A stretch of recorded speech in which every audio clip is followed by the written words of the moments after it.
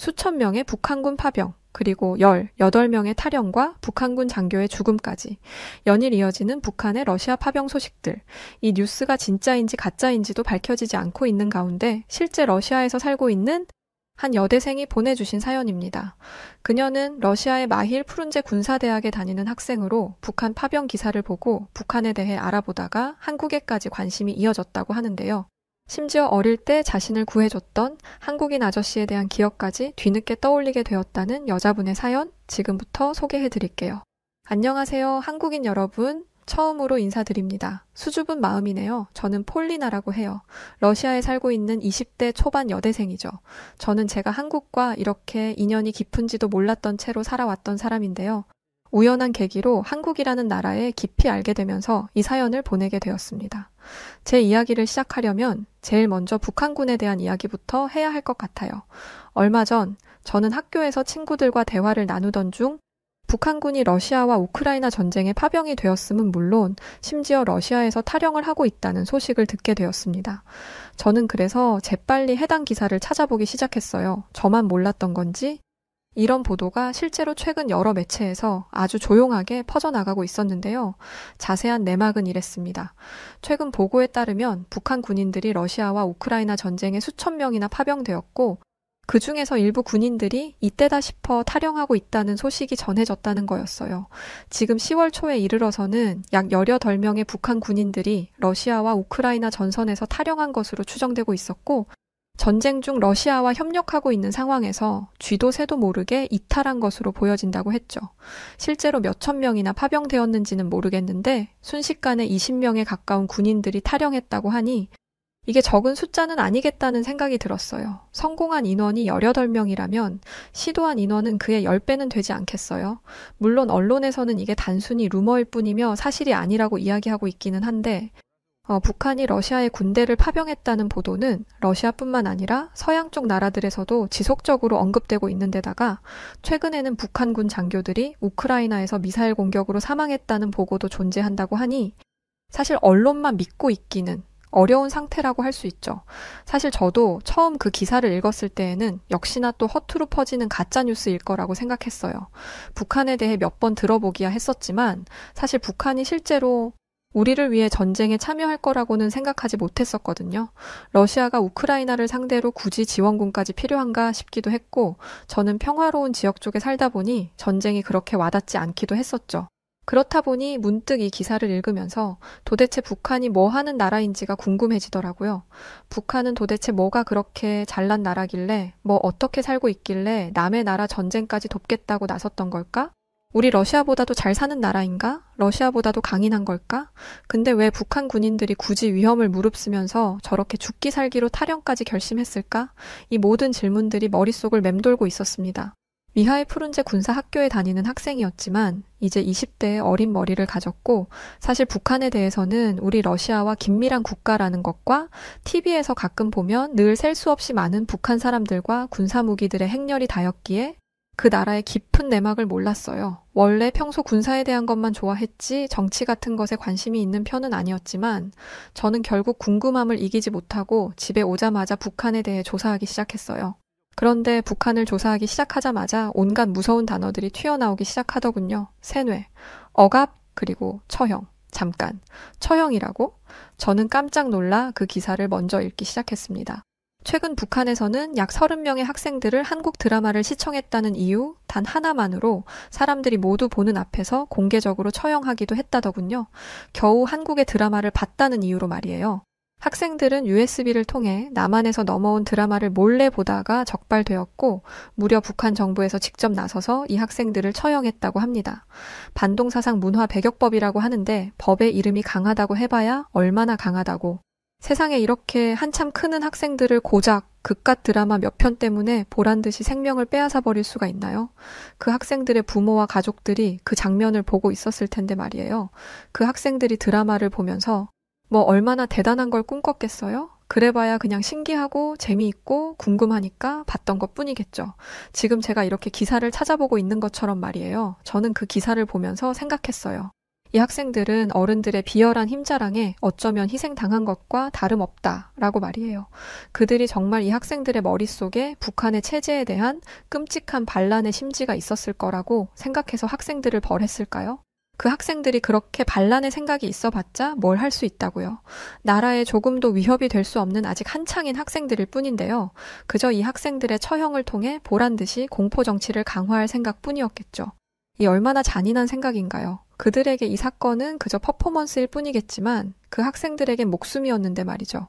고작 20년도 살지 못한 새싹의 어린 인생 말입니다. 저는 이 기사를 읽으면서 북한이라는 나라에 대해 환멸감이 생기기 시작했어요. 더 찾아보지 않아도 대충 어떤 나라인지 알 것 같다는 생각이 들었죠.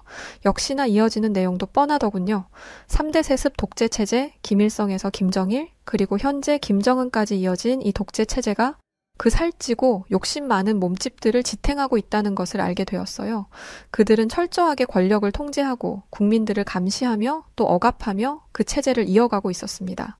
자료를 읽어 내려가며 저는 북한 주민들이 겪고 있는 어려움에 대해 조금씩 알게 되고 계속해서 더 큰 충격에 빠지기 시작했어요. 특히 외부 세계와 거의 접촉할 수 없다는 점은 정말 상상하기 힘든 일이었습니다. 저희 러시아도 언론 통제가 있긴 하지만 북한처럼 완전히 외부로부터 단절된 사회는 아니거든요. 그곳에서는 사람들의 일상생활, 심지어는 사소한 행동까지도 감시되고 통제되는 사회라는 점에 더 놀랄 수밖에 없었어요. 평범하게 길을 걷고 친구들과 대화를 나누고 식사를 하거나 커피를 마시는 그 모든 과정조차도 누군가에 의해 알게 모르게 끝없이 한평생을 감시당하고 있는 삶이라니 얼마나 끔찍할지 상상할 수도 없는 기분이었어요. 이 통제는 단순한 정치적 목적만이 아닌 것 같았어요. 그들의 일상에 깊이 뿌리내린 세뇌와 억압의 결과였던 거죠. 그런데 그렇게 해서 결국 얻은 게 뭔지 도무지 이해할 수가 없었습니다. 잘 살기라도 하면 말이나 안 하죠. 경제적인 측면에서도 북한은 정말 어려운 상황에 처해 있는 것을 알 수 있었습니다. 기근과 경제적 어려움이 반복되는 상황에서 북한 주민들이 생존을 위해 고군분투하고 있다는 사실도 알게 되었어요. 특히 북한에서 식량 부족이 얼마나 심각한 문제인지 알게 되었을 때 그곳 사람들의 삶이 얼마나 힘들지 가늠이 되지 않아 마음이 아팠습니다. 그제서야 알겠더군요. 왜 그들이 탈영을 감행할 수밖에 없었는지 말이에요. 고립된 체제 속에서 희망이 없는 삶을 사는 그들에겐 탈영이 어쩌면 그들에게 남은 마지막 선택지였을지도 모른다는 생각이 들었어요. 그런데 북한에 대한 자료를 읽다 보니 문득 그런 생각이 드는 거예요.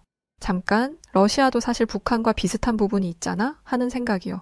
물론 우리와 북한은 완전히 다른 역사적 배경을 가지고 있긴 하지만 국가 체제가 일단 같으니까요. 괜히 군사적 긴밀 관계를 가지고 있는 게 아니겠죠. 그리고 북한과 러시아 모두 강력한 국가 통제를 유지하고 있는 나라라는 생각이 들었어요. 북한에서 정부가 주민들의 생활을 철저히 감시하고 통제하듯이 러시아에서도 언론과 정보가 정부에 의해 제한되고 있죠. 물론 러시아는 북한처럼 극단적인 수준의 감시는 아니지만 여전히 언론 자유가 부족한 나라이기도 해요. 제가 지금 자유롭게 인터넷을 사용하고 외국 미디어를 접한다고 생각하지만 사실 알게 모르게 저도 정치적 이슈에 대해서는 정부의 통제를 받고 있을 테니까요. 어쩌면 제가 알고 있는 이 모든 정보와 뉴스들도 사실은 다 가짜일 수도 있겠다는 생각도 한 번씩 들기도 해요. 정부가 국민들을 대상으로 거대한 넛지 작전을 하고 있는 건 아닐까 하는 의심이 들 때도 있죠. 넛지 작전이란 건 어떤 목적을 가지고 사람을 은근하게 자기가 원하는 결과를 행하도록 유도하는 것을 뜻하는데요. 뭔가 익숙하지 않으세요? 북한이나 우리 러시아처럼 정부가 국민들을 통제하는 나라들이 보통 이런 작전을 많이 쓰고는 하죠. 그러고 보니까 우리 러시아와 또 긴밀했던 중국이라는 나라도 비슷하네요. 저는 그동안 이런 걸 이렇게 깊게 생각해 본 적이 없었는데 북한 때문에 이런 사실을 20대인 이제 인지하게 되었다는 것에 내가 태어난 러시아에 대해 다시 한번 깊은 생각을 하게 되었습니다. 지금도 이렇게 전쟁 일으키고 사고쳐서 다른 나라들이 우리 러시아를 경계하고 있는데 이러다가 우리도 서방 국가들한테 쫓기면서 점점 더 고립되고 억압당하게 되면 어떡하지? 하는 걱정의 마음이 들더군요. 특히 우리 러시아 푸틴 대통령은 반미주의의 자주적 독립을 외치면서 오히려 우리 국민들을 고립시키는데 일조하고 있으니까 말이죠. 북한을 조사하면서 러시아와 북한 사이의 유사성을 느끼게 되니 러시아의 미래에 대해서도 생각해보지 않을 수 없었어요. 그리고 깨달았죠. 우리 러시아도 이제 변화가 필요하다는 생각 말이에요. 더 이상 고립되고 통제된 사회가 되어선 안 된다는 생각이 들었어요. 북한과는 다른 길을 가야 한다. 그래야 살아남는다. 이런 결론이 내려졌죠. 물론 이미 늦었을지도 모르겠지만 말이에요. 그런데 북한에 대해 이렇게 열중하다 보니까 자꾸만 등장하는 이름이 있더라고요. 바로 한국이었어요. 저는 한국이 북한이랑 같은 나라였다는 사실을 이번에야 제대로 알았는데요. 한국과 북한이 너무 이미지가 달라서 사실 진짜로 두 나라가 같은 나라였다는 사실을 믿을 수가 없었어요. 북한과 한국은 한국전쟁을 통해 남북으로 분단되었고 북한이 소련의 지원을 받으면서 공산주의 체제를 유지하려고 했다더라고요. 이에 반면 남한은 미국과 서방 국가들의 지원을 받으며 민주주의와 시장 경제를 기반으로 나라를 세웠고요. 같은 뿌리를 가지고 있으면서도 이렇게 극명하게 다른 길을 걸어왔다는 게 너무나 신기했어요. 결국 전쟁이 끝난 후 남북은 군사분계선을 기준으로 나뉘게 되었고 그때부터 남북은 전혀 다른 길을 걷기 시작했죠. 그런데 동시에 출발했음에도 불구하고 두 나라의 발전 속도는 너무나도 달랐던 것 같아요. 한국은 전쟁 이후 급속한 경제 성장을 이루며 세계에서 손꼽히는 경제 대국으로 성장했죠. 자유로운 정치 체제는 물론이고요. 그러면서 한국이 첨단 기술의 최고로 성장하는 동안 북한은 여전히 폐쇄적인 독재 체제를 유지하고 있었어요. 도대체 왜 그랬을까요? 한쪽은 자유와 번영을 선택하고 다른 한쪽은 억압과 고립을 선택했다는 게 믿기지 않았어요. 같은 핏줄인데 어떻게 그렇게 다를 수가 있을까요? 사실 러시아에서 한국에 대한 이미지는 상당히 긍정적이에요. 한국인들은 모두 부유하고 성실한 사람들이라고 생각하죠. 똑똑한 건 물론이고요. 하지만 한국이 우크라이나를 지원하면서 일부 러시아인들이 한국에 대해 경계심을 갖게 된 것도 사실이에요. 그래도 여전히 러시아에서 한국의 이미지가 좋다는 것을 부정할 수는 없죠. 한편 북한에 대한 이미지는 되게 달라요. 저도 지금 조사하면서 알게 된 거지만 제 친구들도 북한에 대해서는 무척 가난하고 열악한 나라라고 알고 있더라고요. 고립된 건 물론이고요. 로켓보이 김정은의 독재 속에 희생당하고 있는 포로들이라는 이미지가 많죠. 한국과 북한을 비교할 때 한국은 성공적이고 개방적인 국가로 북한은 고립되고 억압적인 사회로 인식되는 경향이 강한 것 같았어요. 주변만 봐도 그래요. 제 주변이나 친구들 주변이나 한국인 친구가 있다거나 최소한 한국인들과 온라인상으로 대화를 나눠본 친구들은 꽤 있었지만 북한 사람과 이야기를 나눴다는 사람은 한 명도 본 적이 없거든요.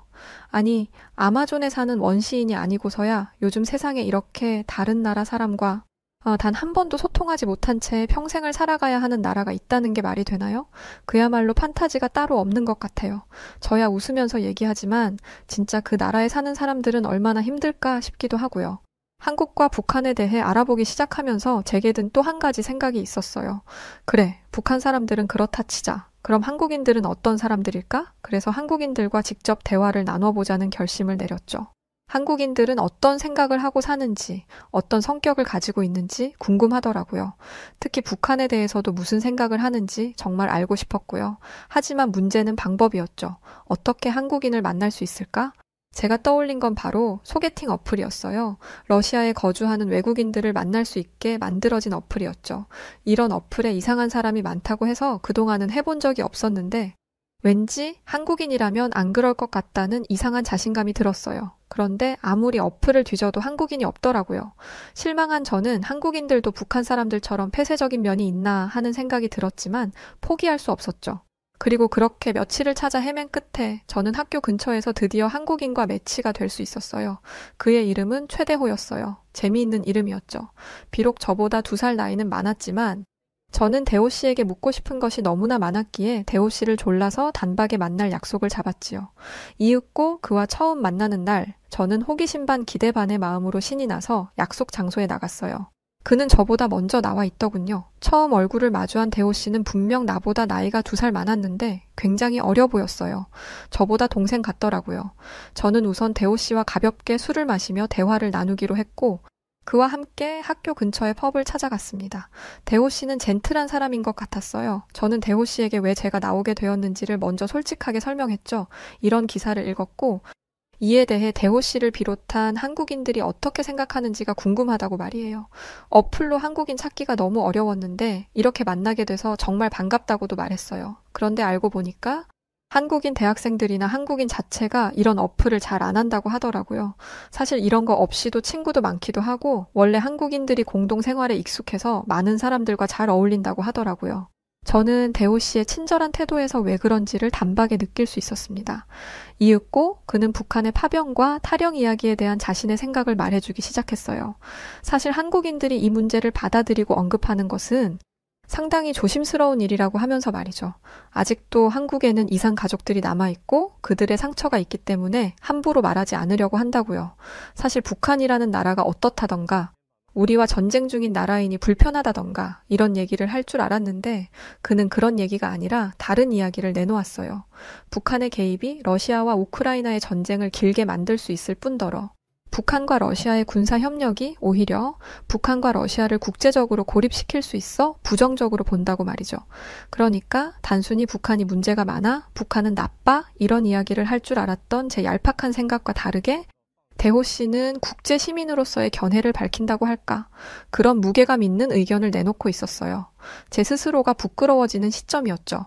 굳이 한국인으로서 우려되는 점이 있다면 북한이 러시아와 협력하면서 핵 개발에 더 박차를 가하거나 한국에 더 크게 도발을 해올 수가 있어서 그 정도가 걱정된다고 말했어요. 저는 그런 그의 말을 들으며 제가 얼마나 유치한 생각을 했는지를 깨달을 수 있었죠. 대호 씨와의 대화는 계속해서 순조롭게 흘러갔어요. 저는 어느새 북한이라던가 탈영이라던가 하는 이야기는 까맣게 잊고 그와의 이야기에 완전히 빠져들고 있었죠. 그는 정말 아는 게 많더라고요. 지혜롭기도 하고요. 한국인들은 책을 많이 읽는다던데 그래서 그런 것 같았어요. 대호 씨에게도 그렇게 말했는데 사실 한국인들이 책을 많이 읽는다는 얘기를 어디서 들었는지는 기억이 나지 않았어요. 이때까지만 해도 말이죠. 아무튼 대호 씨는 제가 던지는 모든 질문에 귀찮아하지 않고 열심히 대답을 해주었고 저는 한국이라는 나라의 매력에 점차 빠져들고 있었습니다.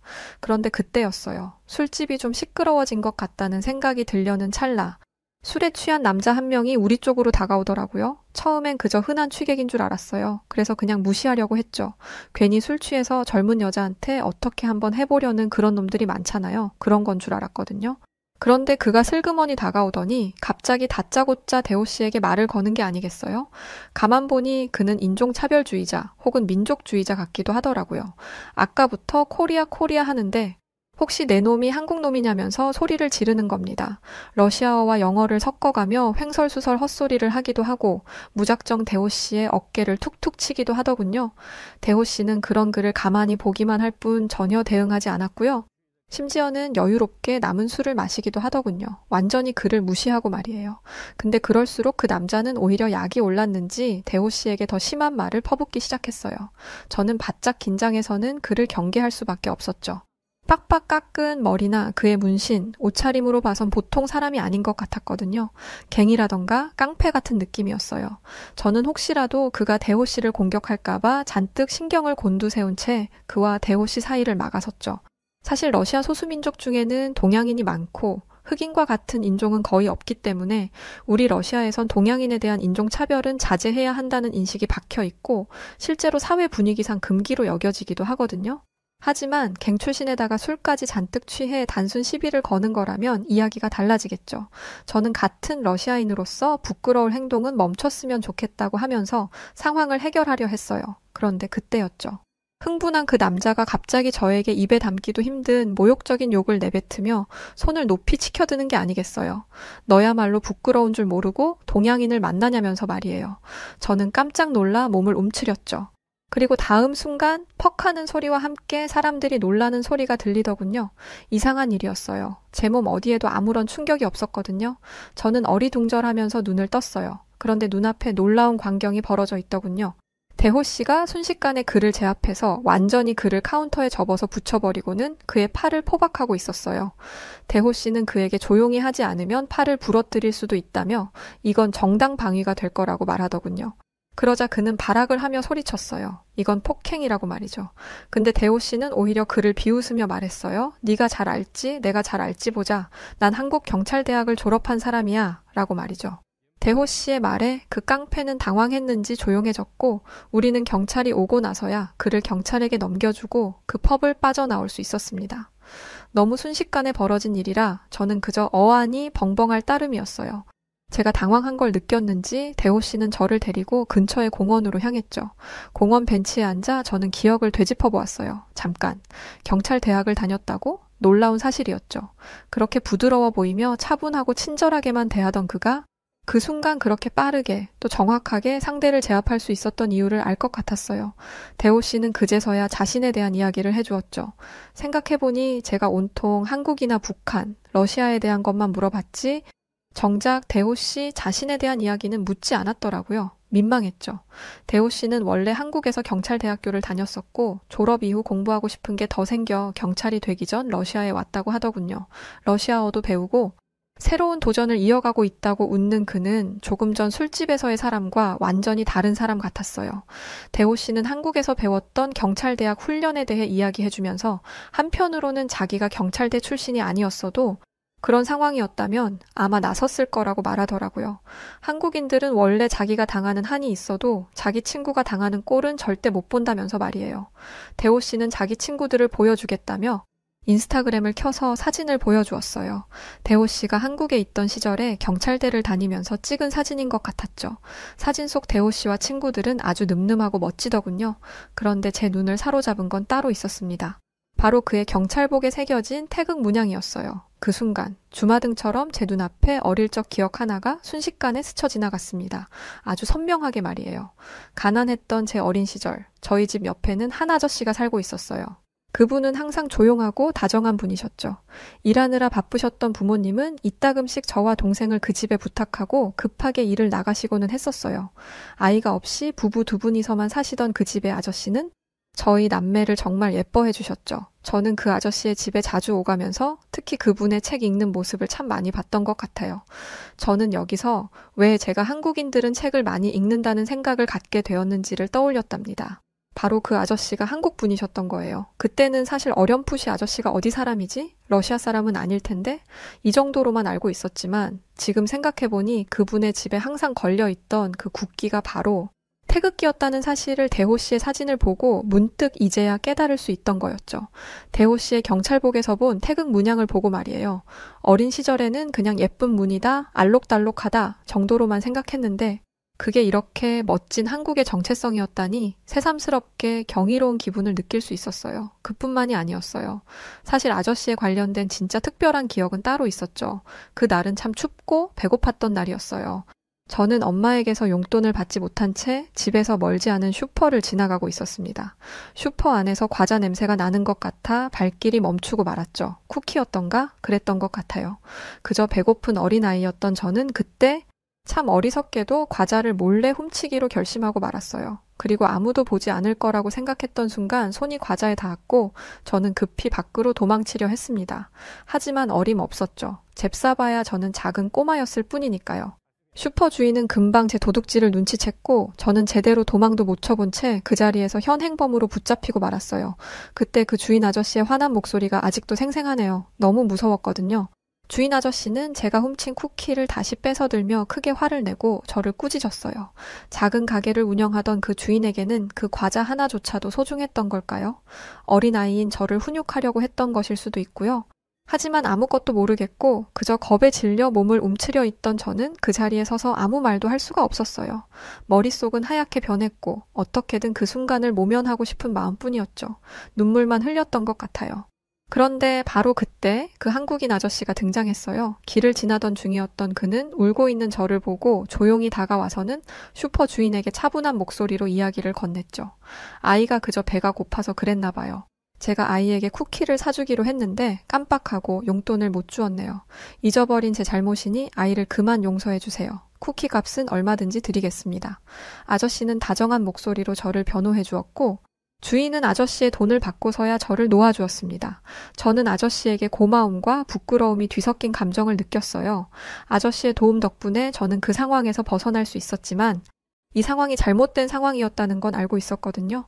엄마한테 혼도 날 것 같았고요. 그래서 분명 감사의 인사를 전해야만 했지만 그만 너무 창피한 나머지 아저씨의 얼굴조차 보지 못한 채 그 자리에서 도망치고 말았답니다.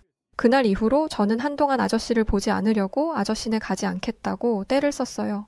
아저씨는 제 마음을 아셨는지 부모님께도 말하지 않고 그 뒤로도 그 일을 비밀로 간직해 주셨죠. 지금까지도 그 기억은 제 마음 한편에 항상 남아 있었습니다.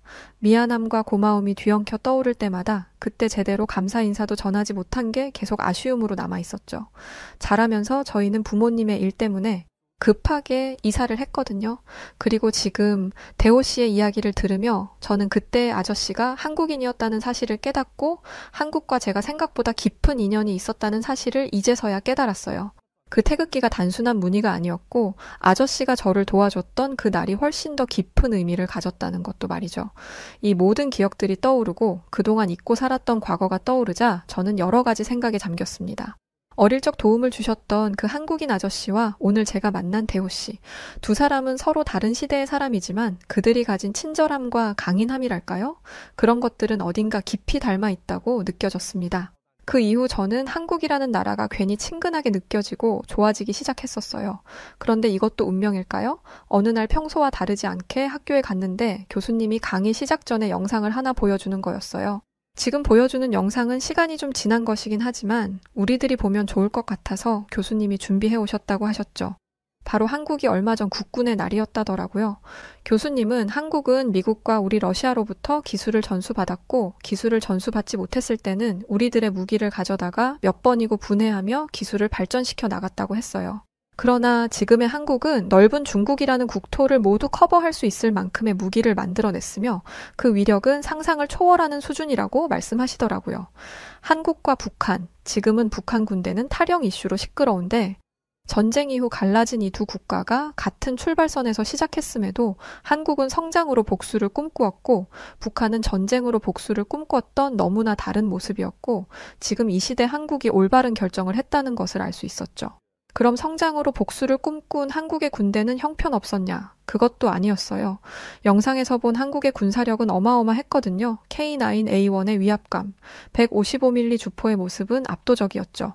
KF-21이라는 5세대에 가까운 스텔스 전투기, 현무-2C라는 무려 사거리 800km의 탄도미사일, 천궁투 중거리 지대공 미사일, 그리고 이번에 전 세계를 상대로 처음 공개한다고 했던 현무5라는 거대한 빌딩 같은 벙커버스터라는 엄청난 무기까지. 특히나 현무의 존재감은 소름이 돋을 정도였죠. 가난에 찌들어 사는 북한이 과연 이런 엄청난 한국을 이길 수 있을까요? 절대 불가능할 거예요. 아니 북한이 아닌 전 세계 어느 국가가 되더라도 쉽게 한국을 이길 수 있다, 호언장담하며 말할 수 있는 국가는 없을 거라고 생각이 들었습니다. 저는 이런 한국인 남자 대호 씨와의 관계도 계속 가지고 있어요. 처음엔 한국에 대한 호기심에서 시작된 만남이었지만 이제는 진정한 친구가 된 것 같았죠. 우리는 계속해서 서로의 문화와 생각을 나누고 있어요. 이 과정을 통해 우리는 함께 성장해 나갈 수 있겠죠. 그는 저에게 더 많은 한국의 이야기를 들려주었고 저 역시 러시아에 대해 그에게 많은 것을 공유하고 있답니다. 요즘 저는 한국어 공부도 시작했어요. 언어를 배운다는 게 쉽지 않다는 걸 느끼지만 그만큼 한국인들과 더 깊이 소통할 수 있는 날이 오기를 기대하고 있거든요. 나중에 기회가 된다면 저는 꼭 한국에 직접 가보고 싶어요. 그곳에서 더 많은 한국 사람들과 만나 이야기를 나누고 한국의 삶을 직접 체험해보고 싶거든요. 대호 씨를 통해 시작된 이 인연이 언젠가는 저를 한국으로 이끌 날이 올 거라는 생각이 들며 그날을 고대하고 있습니다. 한국이라는 나라가 그저 먼 곳에 있는 신비로운 나라가 아니라 가깝게 느껴지는 곳이 되었어요. 사람은 모두 다른 배경과 이야기를 가지고 있지만 그 안에 있는 인간적인 따뜻함과 공감이라는 것은 모두에게 똑같은 것이니까요. 앞으로도 저는 새로운 만남과 경험을 통해 더 많은 것들을 배우고 저 자신도 더 나은 사람으로 성장해 나가고 싶습니다. 한국과의 이 소중한 인연을 계속 이어나가면서 말이에요. 제 이야기를 들어주셔서 감사합니다. 여기 한국의 병원 한복판에서 병원 직원과 실랑이 중인 외국인 여성이 있습니다. 직원이 건네준 병원비 내역서를 펄럭이며 화를 내고 있는 그녀. 한 손에는 병원비 내역서를, 다른 한 손에는 어린아이의 손을 잡고 있는 그녀에게 대체 무슨 일이 벌어진 걸까요?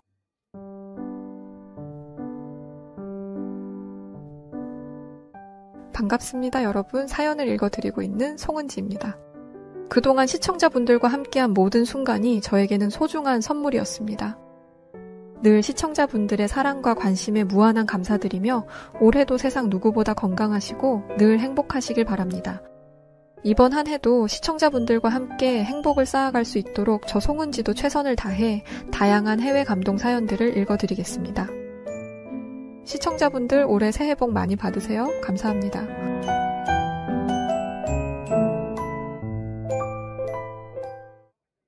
안녕하세요. 저는 프랑스 동남부 해안가 주변에 위치한 모나코라는 공국에서 온 카밀라라고 합니다. 저는 프랑스에서 태어나 프랑스에서 자란 뼛속부터 프랑스인인데요. 프랑스 대학으로 유학을 온 모나코 출신의 남편과 만나서 결혼을 하게 되면서 모나코로 건너가 살게 되었습니다. 또 결혼한 지 얼마 되지 않아 남편과의 사이에서 사랑스러운 아들까지 얻었죠. 아들이 태어났을 때는 세상을 모두 얻은 것 같았습니다. 하지만 아이가 태어난 지 얼마 되지 않아 저희 부부는 청천벽력 같은 소식을 듣게 되었습니다. 바로 아이의 신장에 문제가 있다는 것이었죠. 저희는 의사에게 아이의 몸이 정상으로 회복될 가능성을 물었습니다. 그리고 의사는 가능성이 없는 건 아니지만 매우 희박합니다. 라고 대답했었죠. 아주 적은 확률이었지만 저희 부모는 포기하지 않았습니다. 모나코에 있는 모든 병원을 돌아다녔고 제 고향인 프랑스로 건너가서 좋은 의사라 이름난 사람들은 전부 만나봤습니다. 하지만 아이의 건강은 회복되지 않았어요. 그 어떤 의사도 아이에게 딱 맞는 좋은 치료법을 제시하지 못했습니다. 여러분도 아시겠지만 유럽 국가의 병원비는 상상 이상이에요. 아이가 아프다는 이야기를 듣자마자 저는 일을 그만뒀고 아이를 데리고 병원을 다니는데 집중했죠. 당연히 소득은 줄었고 새 가족의 생활비와 아이의 병원비를 버는 것은 온전히 남편의 몫이 되었습니다. 남편은 자신이 할 수 있는 일이라면 뭐든지 했어요. 그리고 아이는 아버지를 그리워하며 인생의 3분의 2 이상을 병원에서 보내야 했습니다. 그러던 어느 날 남편이 쓰러졌다는 연락을 받게 되었습니다. 그리고 제가 남편을 찾아갔을 때 남편의 숨은 이미 끊어진 상태였습니다. 오랜만에 본 남편의 얼굴은 매우 야위어 있었어요. 저는 남편이 갑작스럽게 세상을 떠나게 된 이유가 잠도 제대로 자지 못하고 밥도 제대로 먹지 못하며 일만 했기 때문이라고 생각합니다. 그래서 남편을 떠올리면 지금도 마음이 참 아파요. 남편을 그렇게 보냈지만 저에게는 슬퍼할 여유조차 없었습니다. 저에게는 남편이 선물로 주고 간 아이가 있었으니까요. 제가 살던 모나코는 세계에서 두 번째로 작은 나라입니다. 인구도 3만 명에 불과하죠. GDP는 64억 달러로 세계 148위 정도이기는 하지만 1인당 GDP는 16만 6천 원으로 세계에서 가장 부유한 나라이기도 합니다. 기후도 온화해서 많은 사람들이 관광을 목적으로 찾아오고 실제로 관광 수입이 굉장히 높은 나라인데요. 이 때문에 모나코는 살기 좋은 나라라는 평을 받고 있습니다. 그런데 이런 수치들은 저와 연관이 없는 것들이었어요. 남편도 세상을 떠났고 저는 직장을 그만둔 지 오래였죠. 돈을 버는 족족 병원비로 쓴 탓에 모아둔 돈도 없었습니다. 그렇다고 나라에서 지원이 넉넉한 것도 아니었어요. 결국 저는 생계를 위해 일을 해야 했습니다. 이때부터는 생존의 문제였어요. 아이의 병을 낫게 하기 위해 일을 하는 것을 넘어서 저와 아이가 굶어 죽지 않게 발버둥 쳐야 했죠. 그래서 저는 어쩔 수 없이 남편과의 추억이 깃든 모나코를 떠났습니다. 프랑스에는 부모님이 계시니까 아이를 두 분에게 맡기고 일을 할 수 있을 거라고 생각했거든요. 하지만 한 가지 걱정스러웠던 것은 제 부모님이 제 생각처럼 저희를 반겨주실까에 관한 것이었습니다. 저희 집안도 그리 넉넉한 편은 아니었거든요. 프랑스에 도착해서 부모님에게 저와 아이의 상황을 말씀드렸을 때 제 우려는 현실이 되었습니다. 프랑스의 개인주의가 얼마나 심한지는 프랑스 사람으로서 너무나 잘 알고 있었지만 부모님마저 그러실 줄은 몰랐어요. 저는 프랑스에 도착하자마자 제가 프랑스를 떠나야 함을 확신했습니다. 저는 부모님에게 제가 일을 가는 시간에 아이를 돌봐주는 일은 1년, 딱 1년만 해주시면 상황을 모두 정리해서 떠나겠다는 약속을 했습니다. 일과 아이의 간병을 동시에 하고 차도가 없으면 다른 병원을 찾아가며 1년 뒤 프랑스를 떠날 준비를 함께 진행하다 보니 너무 지치더군요. 아이에게는 정말 미안한 말이지만 솔직히 세상을 등지고 싶었던 적이 한두 번이 아닙니다. 그럴 때마다 남편과 아이를 생각하며 버텼어요. 그런데 저를 더 힘들게 한 건 체력적인 한계가 아니었습니다. 아이의 상태가 좋아지기는커녕 오히려 악화되고 있었던 것이었어요. 부모님에게 약속했던 1년이 지났고 이젠 어디로 떠나야 할지를 정할 때가 되었습니다. 어느 나라로 가야 할지 정할 때 고려했던 1순위는 의료체계가 잘 구축되어 있는가였고 2순위는 아이가 살기 좋은 나라인가 였어요. 아이의 건강이 나아질 기미가 안 보였기 때문에 의료체계를 보는 것은 당연했고 아이가 살기 좋은 나라인지가 중요했던 이유는 아이가 나이를 먹으며 성장했기 때문이었습니다. 인생의 대부분을 병원에서 보냈던 아이는 평범한 또래 아이들의 삶을 너무나 부러워했어요. 병실 안에서 보는 풍경이 이 세상의 전부라고 생각하는 아이를 보니 가슴이 찢어지듯 아프더군요. 그래서 저는 아이가 병마에게 눌려 마땅히 행복해야 할 어린 시절을 우울하게 보내지 않도록 아이가 살기 좋은 나라로 가기로 결정했습니다. 검색도 하고 책도 읽고 주변 사람들에게 우선순위들을 말하니 모두가 입을 모아 스위스를 이야기하더라고요. 스위스는 세계에서 살기 좋은 나라 5위였고 제게 익숙한 유럽에 속해 있는 나라였기 때문에 저는 스위스로 떠나기로 했습니다. 아이가 태어나고 어린 시절을 보냈던 모나코는 앞서 말했듯 세계에서 두 번째로 작고 인구도 3만 명에 불과했지만 그런데 스위스는 달랐어요. 인구는 885만 명이 넘었죠. 모나코의 295배 규모였습니다. 또 자연경관이 얼마나 웅장한지 저와 아이는 스위스의 풍경을 보며 입을 다물지 못했습니다. 비행기에서 바라본 스위스의 풍경을 본 아이의 표정에는 경이로움이 묻어나 있었고 저는 아이와 함께 스위스에 오기로 결정한 것이 제 인생의 가장 훌륭한 결정이라고 생각했죠. 하지만 이 마음은 얼마 가지 못했습니다. 스위스 병원에 진료비 내역서가 나왔거든요. 저는 진료비 내역서를 보고 눈만 껌뻑껌뻑 감았다 떴습니다. 제 눈으로 보는 숫자가 너무나 비현실적으로 느껴졌거든요. 아이가 병원에서 특별히 대단한 치료를 받은 것도 아니었습니다. 스위스의 환경이 너무 좋아서인지 스위스에 도착하고 나서 아이의 상태가 조금씩 호전되었기 때문에 도착하자마자 검사를 받고 검사를 위해 며칠간의 입원을 한 게 다였어요. 퇴원을 해도 좋다는 의사의 말에 잠깐 집으로 돌아왔다가 정기 검진을 위해 똑같이 잠깐의 입원, 검사를 한 게 다였습니다. 스위스의 병원의 병원비는 같은 처치를 했던 프랑스와 비교해서 10배가량 높았어요. 물론 프랑스에 비해 의료체계가 훨씬 잘 짜여 있었고 의사들의 실력 또한 월등히 좋았던 게 사실입니다. 하지만 아무리 그래도 이 정도 처치에 이런 금액이 나온다는 건 납득이 되지 않았습니다. 오랫동안 아이와 함께 병원을 다니면서 저도 어느 정도 병원비에 대한 감각이 생겼거든요. 부끄럽지만 저는 그제야 스위스의 살벌한 물가를 체감하게 되었습니다. 집 렌트비, 차 렌트비, 식비, 그 외 생필품의 가격 등 스위스는 외국인이 살 수 있는 환경이 아니었어요. 저는 프랑스처럼 1년이라는 시간 동안 스위스에서 살 수 있을 거란 생각을 제 머릿속에서 지워버렸습니다. 하지만 한동안 머물기로 생각하고 준비했던 곳에서 어떻게 한순간에 벗어날 수 있겠어요. 이리저리 정리할 것들도 많았고 무엇보다 다른 곳으로 다시 떠날 생각을 하니 눈앞이 캄캄했습니다. 또 세계에서 가장 부유한 나라로 불리는 모나코, 선진국 계열에 속해 있는 프랑스, 세계에서 가장 살기 좋은 나라 5위인 스위스에서도 적응하지 못한 제가 이보다 더 나은 나라를 선택할 수 있을지 그것 또한 고민이 되었죠. 제가 가지고 있던 걱정은 이윽고 두려움이 되어 저를 서서히 잡아먹어갔습니다. 우울증에 시달리며 스위스를 떠날 준비를 하고 있는데 제 가슴을 더욱 아프게 하는 건 다른 곳으로 또 떠나야 한다는 현실이 아니었어요. 그토록 좋아했던 나라를 떠나야 한다는데도 싫다는 소리 한 번 못하는 아이의 모습이었죠. 저는 아이를 위해서라도 정착할 나라를 찾아야겠다 마음먹었습니다. 스위스의 살벌한 병원비를 대기에는 제 능력이 너무나 부족했어요. 그래서 아이는 제대로 된 치료를 받지 못했습니다. 그나마 지금 현 상태를 유지하는 것에 만족해야 했죠. 이 문제로 간호사와 상의를 하고 있는데 간호사가 제게 이런 말을 하더라고요. 지금 아이의 상태를 보면 정착하는 게 문제가 아니라 치료가 우선인 것 같아요. 치료에 전념해서 아이의 상태가 나아지면 이후에 정착할 곳을 찾는 게 어떨까요? 저는 간호사의 이야기를 듣고 추천해줄 나라가 있는지 물었습니다. 간호사는 주저하며 한 나라의 이름을 말했어요. 저는 고개를 갸우뚱했습니다. 이름을 들어는 봤지만 어떤 나라인지 배경 지식이 전혀 없는 곳이었거든요. 지금 어느 나라를 말씀하신 거죠? 간호사는 조심스럽게 입을 열었습니다. 한국이요. 저는 간호사에게 왜 그 나라를 추천하는지 물었습니다. 메디컬 코리아라는 말이 있어요. 의료 쪽으로는 최고 수준을 가지고 있는 나라죠. 저는 의아해하며 말했습니다. 스위스도 유럽에서는 의료 쪽으로 손꼽히는 나라고 세계 최고 수준의 의료 서비스는 미국 아닌가요? 제 물음에 간호사는 자신은 추천을 해줄 뿐 결정은 제 몫이라며 자리를 떠났습니다. 그래도 제 말을 한번 믿어보세요. 모두가 입을 모아 최고라고 말하는 데는 이유가 있으니까요. 저는 곧장 돌아가서 한국이라는 나라에 대해 알아보기 시작했습니다. 한국에 대해 알아볼수록 제 안에는 분노가 생겼어요. 그 간호사는 대체 무슨 생각으로 저에게 이런 나라를 소개해준 건가 화가 났죠.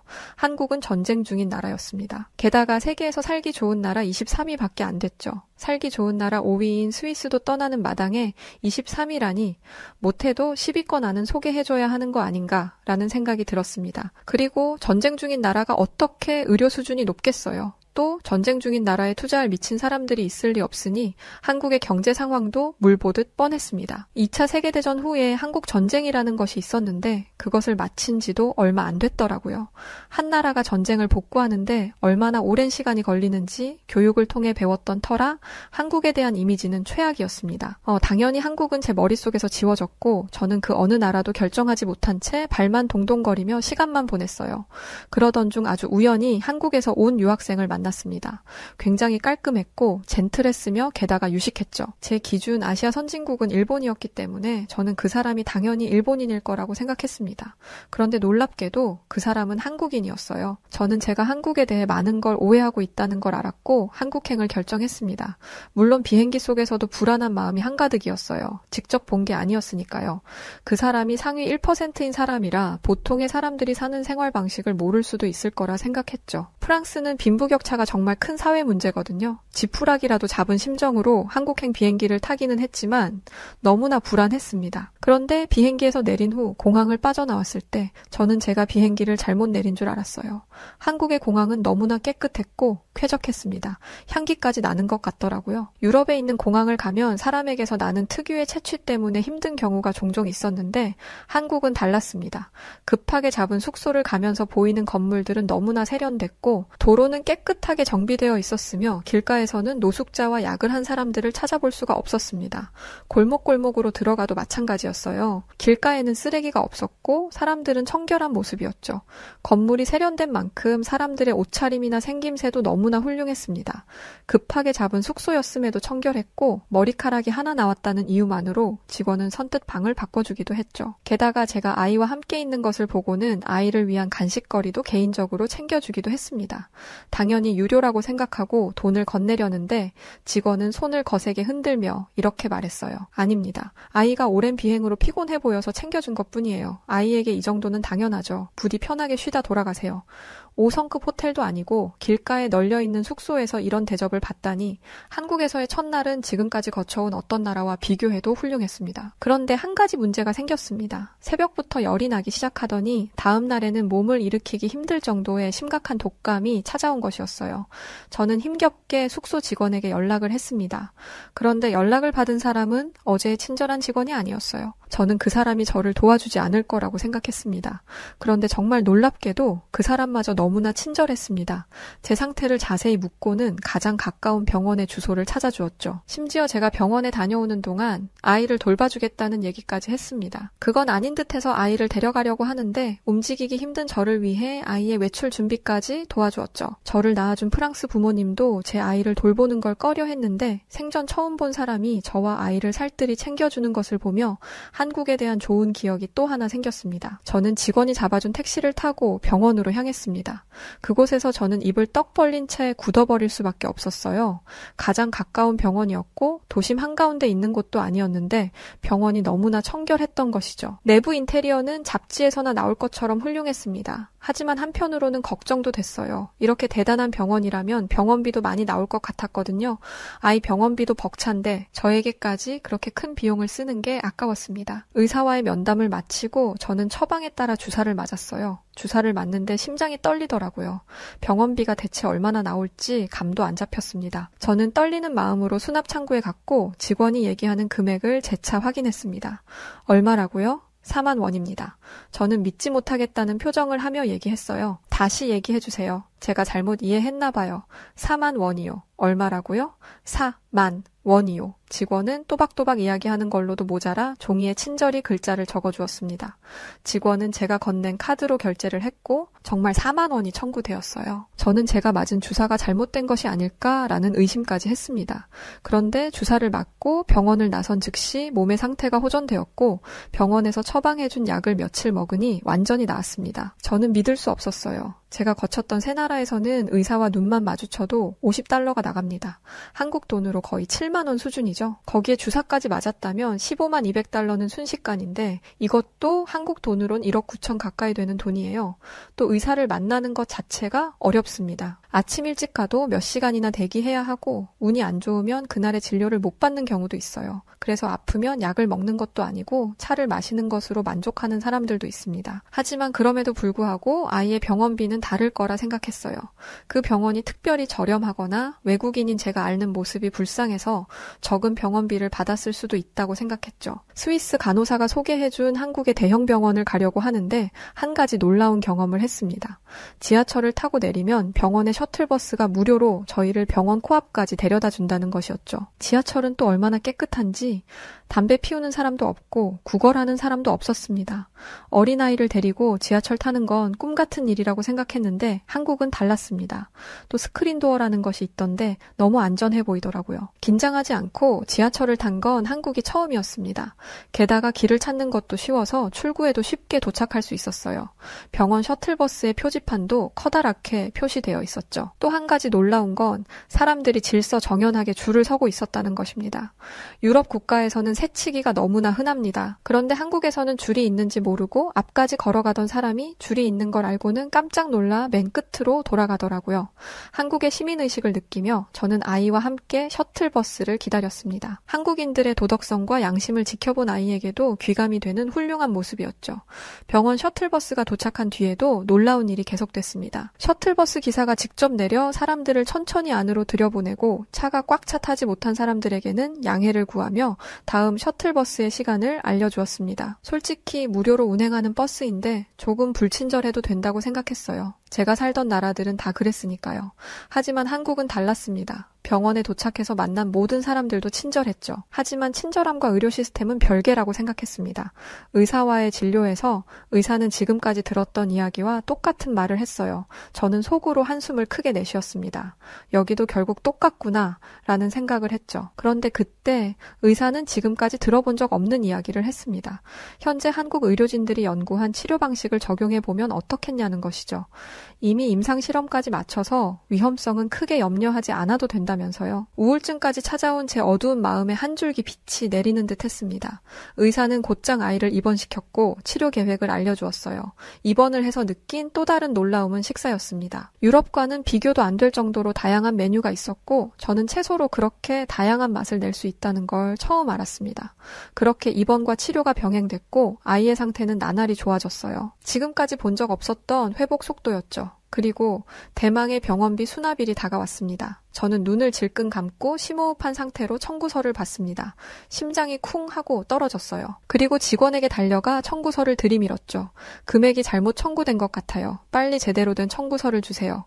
직원은 청구서를 살펴보더니 아무 문제가 없다고 했습니다. 저는 흥분한 상태로 말을 이었어요. 이게 진짜 금액이라고요? 거짓말하지 마세요. 이래놓고 나중에 청구서 폭탄을 보내려는 거죠? 직원은 당황했는지 저를 진정시키려 했습니다. 하지만 저는 참을 수 없었어요. 투명하게 병원비를 공개하지 않는 건 무슨 의도죠? 직원은 자신의 상사까지 불러야 했고 저는 오랜 설명 끝에 이 상황을 납득할 수 있었습니다. 제가 그렇게 흥분했던 이유는 한국의 병원비가 프랑스, 스위스의 10분의 1에 불과했기 때문이었어요. 여러분이라면 믿을 수 있나요? 지금까지 호전된 적 없던 건강이 나날이 좋아지고 있는데 별 성과를 내지 못했던 병원들보다 병원비가 10분의 1이나 저렴하다는 것을요. 저는 스위스 간호사가 말했던 한국의 의료가 이 정도 수준이라는 것에 감탄했습니다. 그리고 그제야 한국이 전쟁 중인 국가였으며 제가 무시했던 나라였다는 걸 기억해냈어요. 직접 한국의 놀라운 생활 수준을 본 뒤에는 아예 잊고 살았거든요. 그렇게 시간이 흘렀고 저는 의사에게 아이의 질병이 완치되었다는 진단을 받았습니다. 애당초 치료 될 확률이 매우 낮다던 프랑스, 스위스의 의사들과 달리 한국의 의사들은 치료 확률을 매우 높게 잡고 있었거든요. 아이는 주기적으로 검사를 받고 있지만 한 번도 병이 재발된 적이 없습니다. 저는 한 번도 고려해본 적 없던 나라인 한국에 정착하게 되었어요.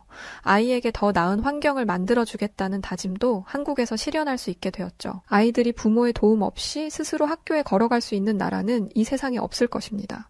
그 정도로 한국의 치안은 안전했고 볼거리, 즐길거리뿐만 아니라 세계적으로 선진적인 IT 기술 등을 갖추고 있었기에 이 나라를 떠나는 건 손해라고 생각했어요. 지금의 저는 아이와 함께 한국으로 이민을 오기로 결정한 상황입니다. 아이의 목숨을 살려주고 동시에 제 삶도 구원해준 대한민국의 국민으로 살고 싶어졌거든요.